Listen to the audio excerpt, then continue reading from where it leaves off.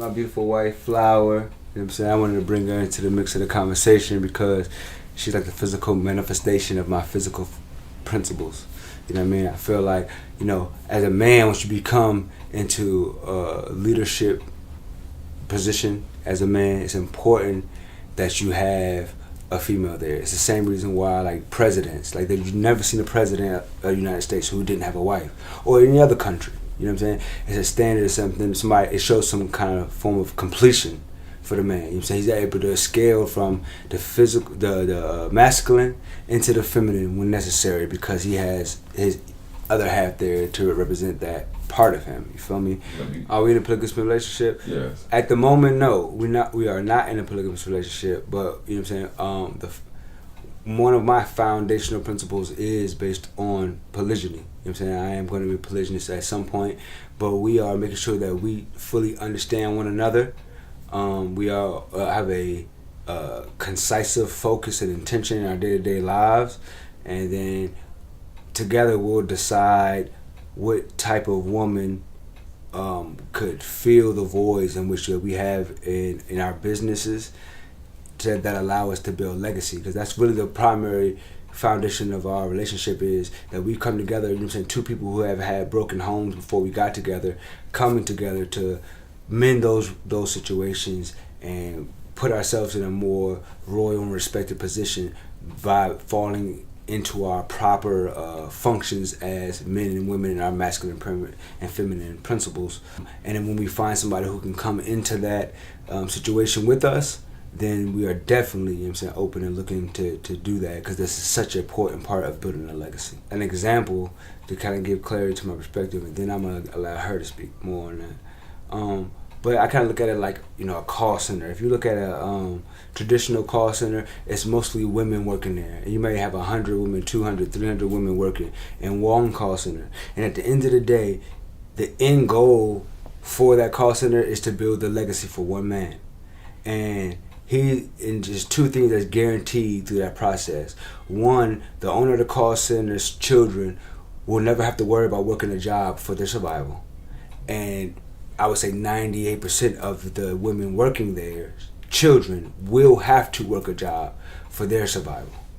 So that people will accept, you know, a polygamous-based perspective of theory when it comes to everything but a relationship.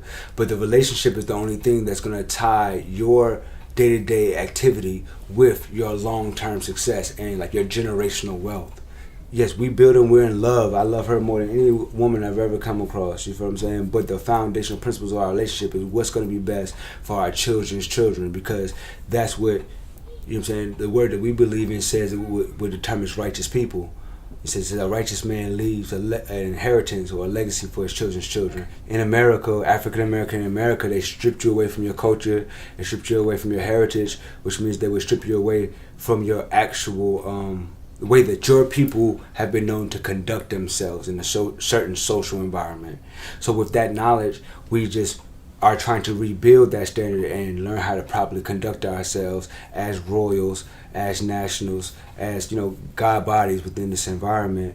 So that's a constant understanding, but the foundation of our understanding comes from the Hebrew Israelite standpoint. But again, we just open to learn anything and everything that's out there. Polygyny for us is something that we're going to practice. And so I don't want to say we're not in a polygynous relationship now, because I think we operate and have different things in our lifestyle that kind of, you know, have similar feelings of polygyny. He has a lot of female friends that he cares for, that we help and we support in any way that we can. And I think that there's too many single women out here. And part of us wanting to practice polygyny is to help in that area of life and mankind. There's too many single women. A lot of my friends are single, and I know the reasons. They know the reasons. We all know the reasons. But what's more important to me is being covered. Women want to be covered in every aspect. They want to be covered, you know, while they're in the bed with you. They want to be covered while they're, you know, when they got rent due. When they want to be covered, they just want to make sure that they're taken care of and secure.